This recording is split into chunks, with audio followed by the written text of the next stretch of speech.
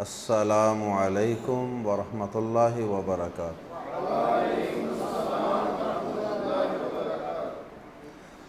سورہ آل عمران آیت نمبر 176 سے 179۔ ان الحمد للہ والصلاة والسلام علی رسول اللہ اما بعد۔ اعوذ باللہ السمیع العلیم من الشیطان الرجیم من ہمزہ ونفخہ ونفثہ۔ ولا يحزنك الذين يسارعون في الكفر إنهم لن يضروا الله شيئا يريد الله ألا يجعل لهم حظا في الآخرة ولهم عذاب عظيم۔ ان الذين اشتروا الكفر بالإيمان لن يضروا الله شيئا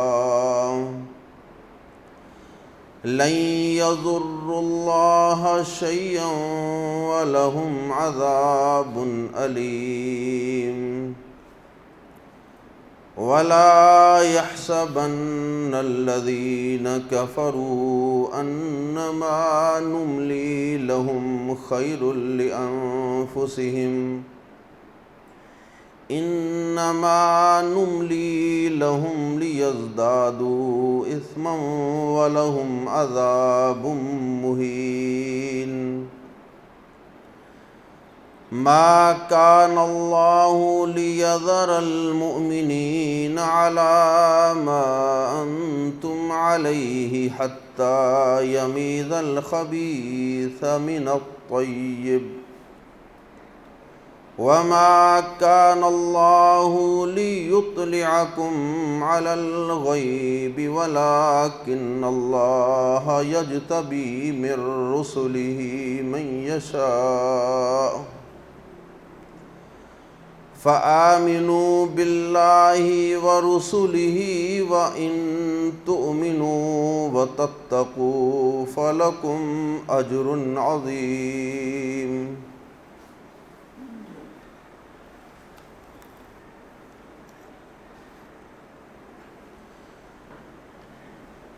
اللہ کے رسول صلی اللہ علیہ وسلم کافروں کے رویے سے رنجیدہ اور غم زدہ رہتے تھے۔ اللہ کے رسول صلی اللہ علیہ وسلم اور آپ کے ساتھ ایمان والے، آپ کے صحابہ کرام، آپ کے جانثار بھی کفار و منافقین کے رویے سے پریشان رہتے تھے، کیونکہ یہ کفار و منافقین ہر وقت آپ صلی اللہ علیہ وسلم اور آپ پہ نازل ہونے والے دین کی مخالفت کرتے رہتے۔ آپ کے ساتھ جیسے انہوں نے ایک ضد اور ہٹ درمی بنا رکھی تھی کہ بس ہم نے ہر کام میں آپ کی مخالفت ہی کرنی ہے اور آپ کے دین کے اندر کیڑے اور کمزوریاں ہی نکالنی ہیں۔ ہر وقت پروپیگنڈا کرتے رہتے، ہر وقت ان کا یہی رویہ ہوتا۔ اور بطور خاص غزوہ احد کے اندر جب مسلمانوں کو وقتی طور پہ اللہ کی طرف سے کچھ آزمایا گیا، اور وہ بھی ان کی اپنی غلطی کی سزا کے طور پہ،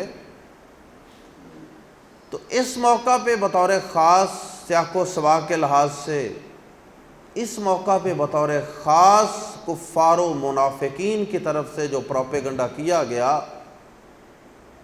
اس کی تو کوئی حد ہی نہیں تھی۔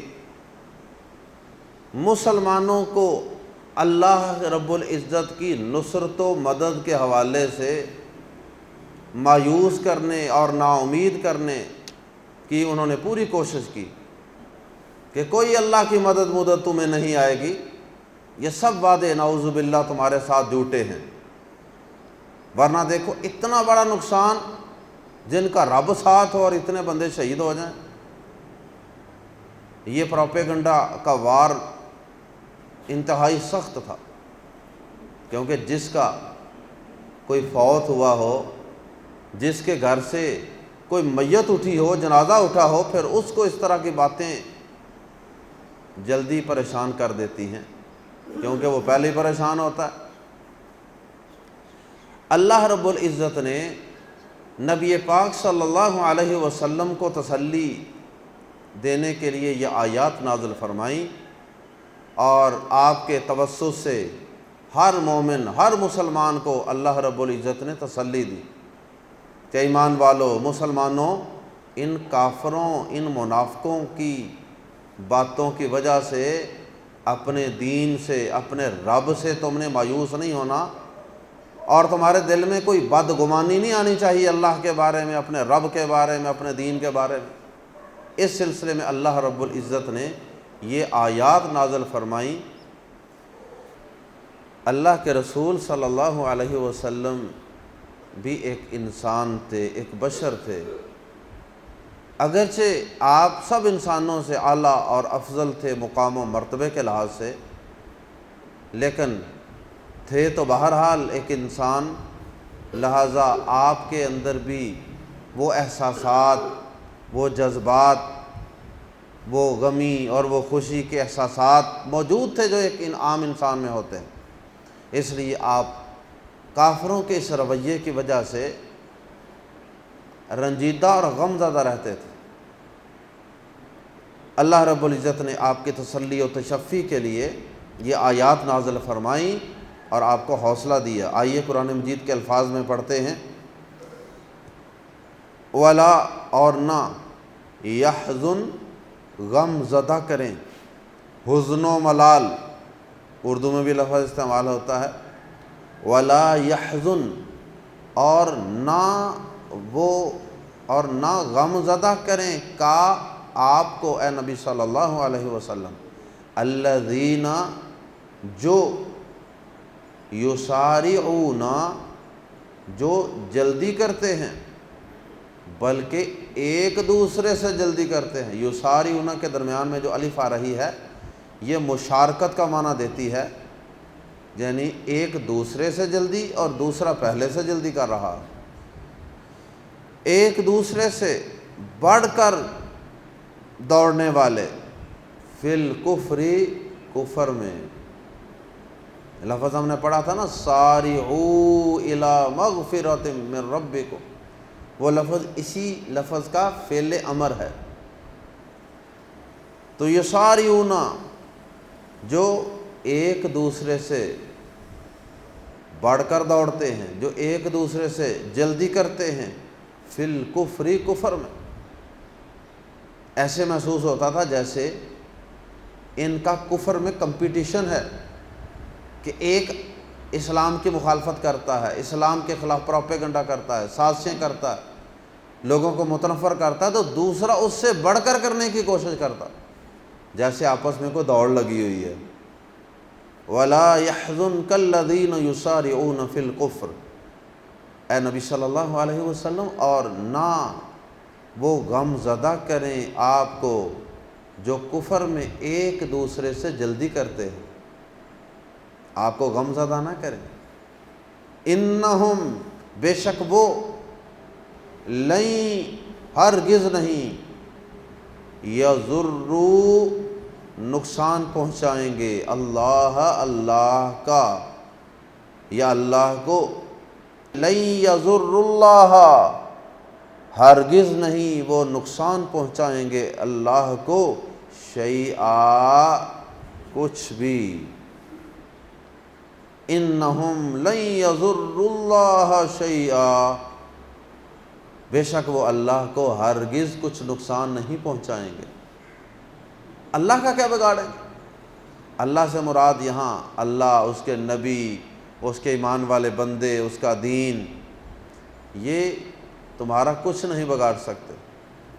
یریدون، جیسے اللہ پاک نے دوسرے مقام پہ فرمایا یریدون لیطفئوا نور اللہ بافواہہم، وہ چاہتے ہیں کہ اپنی پھونکوں سے اللہ کے نور کو، یعنی اللہ کے دین کو بجھا دیں۔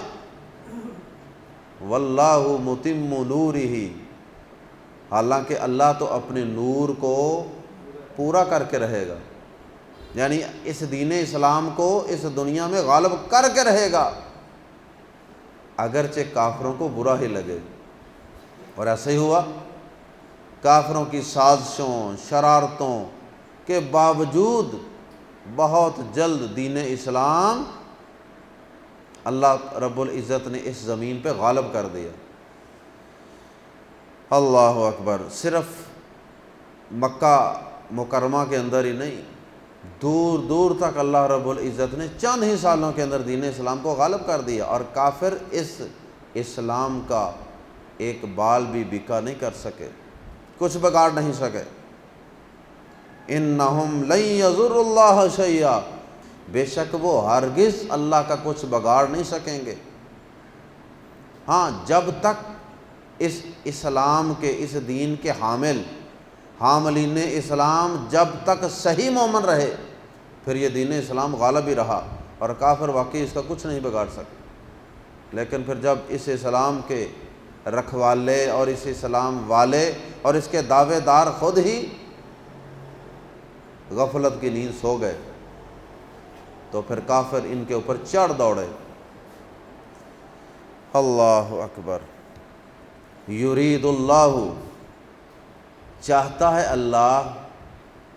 اللہ کہ نہ یجعل، وہ رکھے، لہم، ان کے لیے، یرید اللہ اللہ یجعل، اللہ اصل میں کیا تھا؟ ان پلس لا، ان کے لا نہ ملا کے پڑھیں گے، اللہ، نون درمیان سے سائلنٹ ہو گیا، ڈراپ ہو گیا۔ یرید اللہ اللہ یجعل، اللہ چاہتا ہے کہ نہ وہ رکھے، نہ وہ بنائے، نہ وہ رکھے، ان کے لیے حظاً، کوئی حصہ۔ حظاً کا معنی تنوین کی وجہ سے ایک حصہ بھی یہاں کر سکتے یا کوئی حصہ کریں گے؟ اللہ چاہتا ہے کہ نہ رکھے ان کا ایک حصہ فی الآخرت، آخرت میں۔ اگر ہم یہاں ایک ترجمہ کریں نہیں بن سکتا، اس کا مطلب یہ ہوگا، اگر ایک ترجمہ کریں، اللہ پاک چاہتا ہے کہ ان کے لیے آخرت میں ایک حصہ نہ رکھے، ایک نہ رکھے، باقی اسے رکھ دے، اس لیے ترجمہ کریں گے کوئی حصہ نہ رکھے۔ تو تنوین کی وجہ سے ایک کا ترجمہ بھی ہو سکتا ہے اور کوئی کا ترجمہ بھی ہو سکتا ہے۔ اللہ اکبر۔ یرید اللہ اللہ یجعل لہم حظا، اللہ چاہتا ہے کہ نہ رکھے ان کے لیے کوئی حصہ فی الآخرت، آخرت میں، وَلَهُمْ، اور ان کے لیے عذاب عظیم، بہت بڑا عذاب ہے، ان کے لیے بہت بڑا عذاب ہے۔ اب دیکھیے ذرا ان آیات کے اندر بار بار ان کے لیے، پہلی آیت کے آخر میں وَلَهُمْ عَذَابٌ عَظِيمٌ، اس سے اگلی آیت میں وَلَهُمْ عَذَابٌ عَلِيمٌ، اس سے اگلی آیت میں وَلَهُمْ عَذَابٌ مُهِينٌ۔ اللہ پاک کس قدر ان کے اوپر اپنی ناراضی اور غصے کا اظہار فرما رہے ہیں۔ فرمایا نبی صلی اللہ علیہ وسلم، اللہ پاک ان کو کفر میں اس لیے بڑھا رہا ہے کہ یہ اپنے کفر میں بڑھ جائیں، اسلام کے خلاف انہوں نے جو بکواس کرنی ہے، جو سازشیں کرنی ہیں، جو شرارتیں کرنی ہیں، جو پروپیگنڈے کرنے ہیں، وہ کر لیں، تاکہ ان کی آخرت یقینی طور پہ برباد ہو جائے، ان کا آخرت میں کوئی حصہ نہ رہے، امکان ختم ہو جائیں، اور پھر اللہ پاک ان کو ایک بہت بڑے عذاب سے دوچار کرے۔ تو یہ در حقیقت اللہ پاک ان کو ڈیل دے رہے ہیں۔ ان الذین، بے شک وہ لوگ جنہوں نے اشترو خریدا، اشترو خریدا، لیکن آگے الکفر الف لام ہے آگے، تو الف لام تو پیچھے والے حرف کے ساتھ ملتا ہے، ملانا پڑتا ہے، اس لیے اشترو کی واو پر پیش لگا لی، اشتروا الکفر، بے شک وہ لوگ جنہوں نے خریدا کفر کو، بازر بھی بدلے الایمانی ایمان کے، بالایمانی ایمان کے بدلے، لن یضر اللہ، لن ہرگز نہیں، یضروا وہ نقصان پہنچائیں گے، اللہ کو، شیئا کچھ بھی۔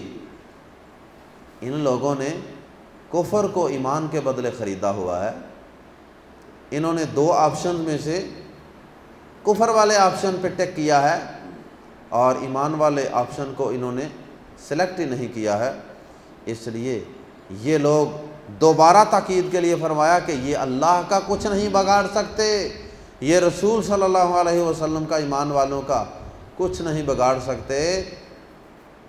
وقتی طور پہ اگر کوئی اللہ کی طرف سے آزمائش آتی ہے تو اس کا یہ مطلب نہیں ہے کہ کافر جو ہیں اب یہ منہ زور ہو گئے ہیں اور غالب آ گئے ہیں مسلمانوں پہ، ایسی بات نہیں ہے۔ ان کے لیے دردناک تکلیف دینے والا عذاب ہے، درد دینے والا عذاب ہے۔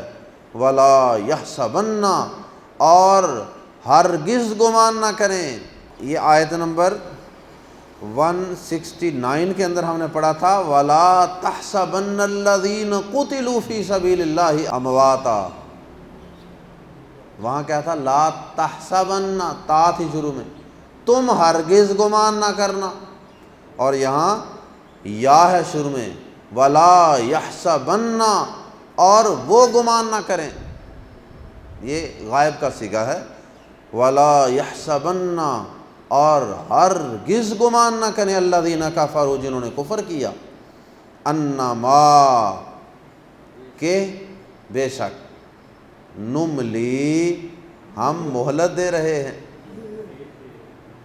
انما، کہ بے شک، نملی، ہم مہلت دے رہے ہیں۔ نملی کی جگہ اگر املی ہوتا تو کیا معنی ہونا تھا؟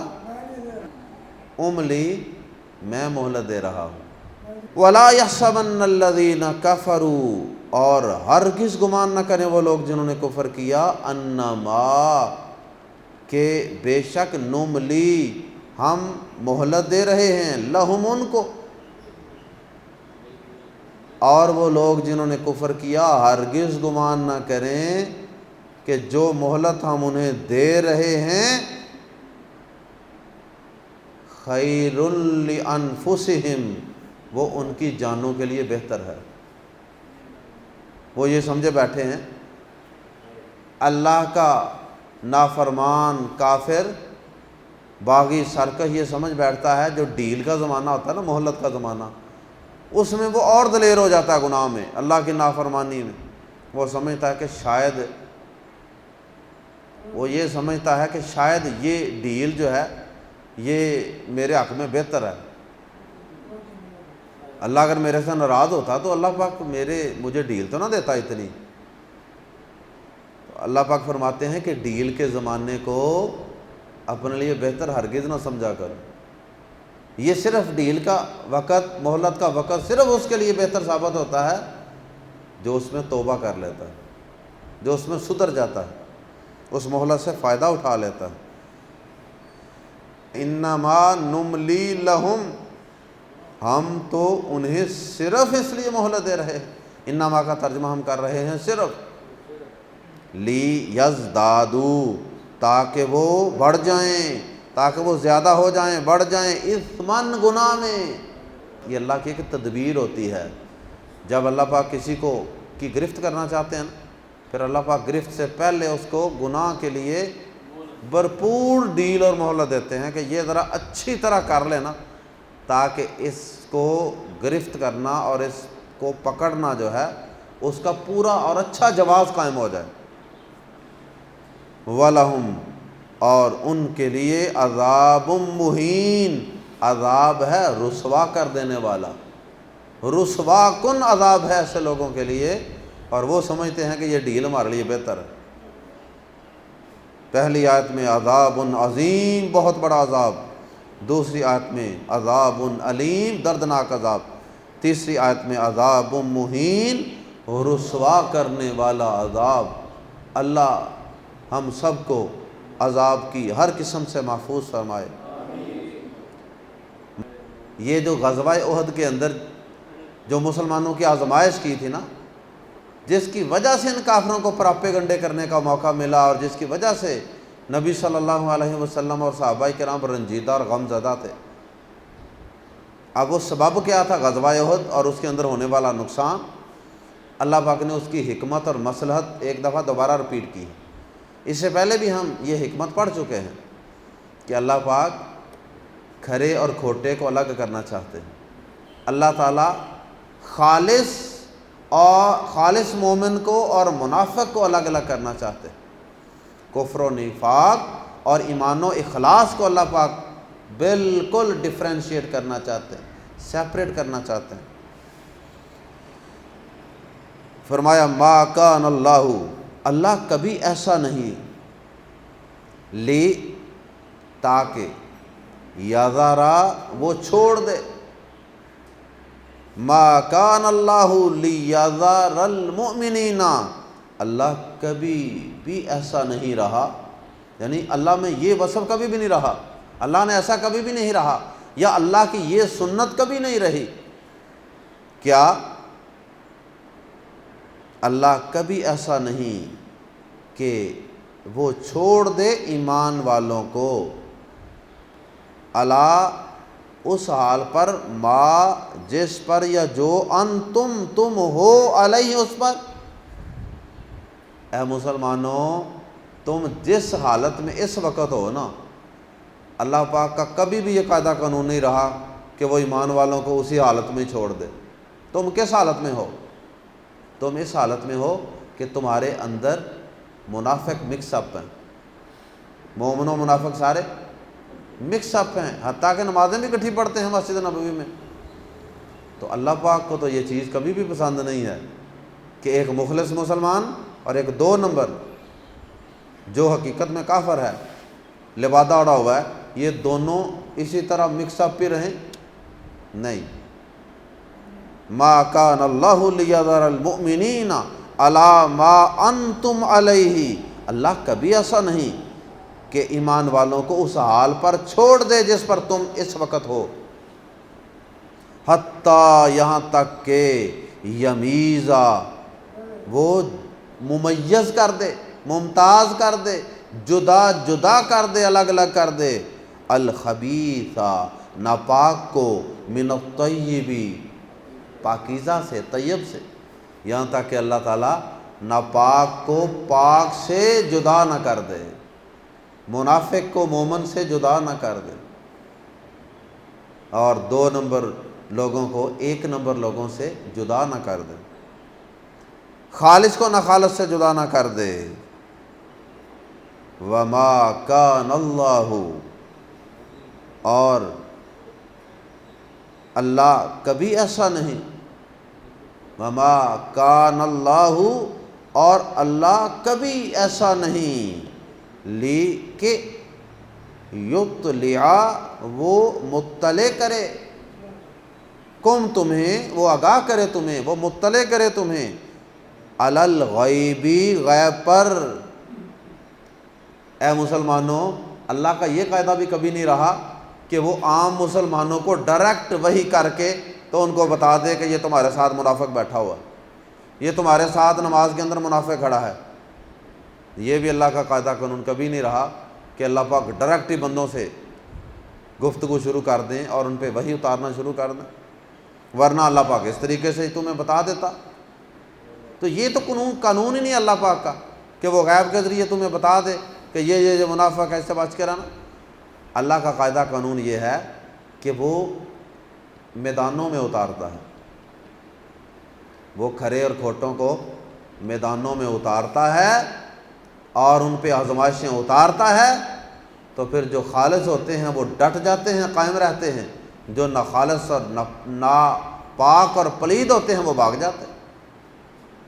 وما کان اللہ لیطلعکم علی الغیب، اور اللہ کبھی ایسا نہیں کہ تمہیں غیب پر مطلع کرے، ولیکن اللہ، اس کا مطلب ہے کہ کوئی شخص جو غیب کا دعویٰ کرے وہ جھوٹا ہے۔ یہ جو ٹیوے شیوے لگاتے ہیں، آؤ ہم تمہیں بتاتے ہیں کس نے چوری کی ہے تمہاری، چیز تو پتہ نہیں ملنی ہے کہ نہیں، سب سے پہلے تو وہ ایمان پہ ڈاکہ ڈالتے ہیں، چیز تو تھوڑی سی چوری ہوئی نا، وہ ایمان بھی چوری کر کے لے جاتے ہیں۔ جب بندہ یہ یقین کر لیتا ہے کہ ہاں یہ ٹیبل لگائے گا اور یہ مجھے بتائے گا، تو ایمان تو گیا۔ ہاں ایک بات کی وضاحت کر دی کہ کہیں کو یہ نہ سمجھے کہ وہی آتی کو نہیں کسی پہ۔ ہاں اللہ پاک غیب کی خبروں سے مطلع کن کو کرتا ہے؟ ولیکن اللہ، اور لیکن اللہ یجتبی، چن لیتا ہے، مجتبا اسی سے ہے، مجتبا چنا ہوا، اور اسی طرح مصطفیٰ اور مجتبا یہ دونوں الفاظ ہم معنی ہیں۔ من رسولہ، اپنے رسولوں میں سے، اپنے نمائندوں میں سے اللہ پاک چن لیتا ہے، من یشاء، جسے وہ چاہتا ہے، ولیکن اللہ یجتبی من رسولہ من یشاء، اور لیکن اللہ اپنے رسولوں میں سے جسے چاہتا ہے چن لیتا ہے اس مقصد کے لیے۔ اس کا مطلب ہے کہ رسولوں کو بھی اللہ پاک غیب کی جس خبر سے مطلع کرنا چاہتا ہے اللہ ان کو مطلع کر دیتا ہے، ورنہ اللہ کے نبی صلی اللہ علیہ وسلم کو بھی سارے منافقین کا پتہ نہیں تھا، جیسا کہ اللہ پاک نے سورہ توبہ کی آیت نمبر 101 کے اندر اس بات کی طرف اشارہ کیا ہے۔ سورہ توبہ آیت نمبر 101 میں اللہ پاک فرماتے ہیں وَمِمَّنْ حَوْلَكُمْ مِنَ الْأَعْرَابِ مُنَافِقُونَ، اور ان لوگوں میں سے جو تمہارے ارد گرد عربیوں میں سے ہیں، بدویوں میں سے ہیں، کچھ منافق ہیں، اور کچھ اہل مدینہ میں سے بھی منافق ہیں جو نفاق پر اڑ گئے ہیں۔ اور آگے کیا فرمایا؟ کچھ مدینہ میں ہے اور کچھ ارد گرد کی بستیوں میں، فرمایا لا تعلمہم، اے نبی صلی اللہ علیہ وسلم آپ انہیں نہیں جانتے، نحن نعلمہم، ہم انہیں جانتے ہیں، آپ نہیں جانتے انہیں، ہم انہیں جانتے ہیں۔ تو اس کا مطلب یہ ہوا کہ بندوں پر اللہ تعالیٰ وحی اتار کے ان کو کوئی غیب کی خبر نہیں بتاتے، لیکن بندوں میں سے، عام بندوں کو نہیں، ہاں بندوں میں سے اللہ پاک جن کو منتخب کر لیتے ہیں نبوت اور رسالت کی ذمہ داری کے لیے، ان کو اللہ پاک غیب کی خبروں میں سے کوئی خبر بتانا چاہتے ہیں تو بتا دیتے ہیں، جب چاہیں اللہ بتا دیتے ہیں، جب تک نہ چاہیں نہیں بتاتے۔ اللہ اکبر۔ تمہارا کرنے والا کام یہ نہیں ہے کہ تم یہ انتظار کرو کہ اللہ تعالیٰ ہمارے اوپر کوئی وحی کر کے ہمیں بتائے کہ منافق کون ہے اور کون ہے اور کس کا کیا انجام ہے۔ فرمایا تمہارا کام صرف یہ ہے کہ جو رسول پر وحی اترتی ہے فآمنوا، تو ایمان لاؤ، باللہ اللہ پہ، ورسولہ، اور اس کے رسولوں پر، بس تمہارا یہ کام ہے، ان پر جو وحی آتی ہے اس پر ایمان لاؤ۔ وَإِن تُؤْمِنُوا، اور اگر تم ایمان لے آؤ، صحیح معنوں میں مومن بن جاؤ، وَتَتَّقُوا، اور متقی پرہیزگار بن جاؤ، فَلَكُمْ، تو تمہارے لیے ہے، اجر عظیم، بہت بڑا اجر ان کے لیے تھا۔ پہلی آیت کے آخر میں وَلَهُمْ عَذَابٌ عظیم، اور ان کے متعلق فرمایا فَلَكُمْ اجر عظیم، اور تمہارے لیے ہے بہت بڑا اجر۔ اللہ ہم سب کو کفار کی سازشوں سے، ان کے پروپیگنڈوں سے، ان کے میڈیا سے اور ان کے رضاکار ایجنٹوں کے پروپیگنڈوں سے اپنے ایمان کو بچانے کی اور اللہ اور اس کے رسولوں پر صحیح معنوں میں ایمان رکھنے کی توفیق عطا فرمائے۔ سبحانک اللہم و بحمدک، اشہد ان لا الہ الا انت، استغفرک و اتوب الیک۔